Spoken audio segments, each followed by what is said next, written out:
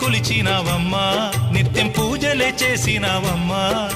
గూడు చెదిరిపాయ గుండెల విసిపాయ గూడు చెదిరిపాయ గుండెల విసిపాయ కొలిచిన రామయ్య కొండ దిగిరాడాయే వందనాలమ్మా అమ్మా వందనాలమ్మా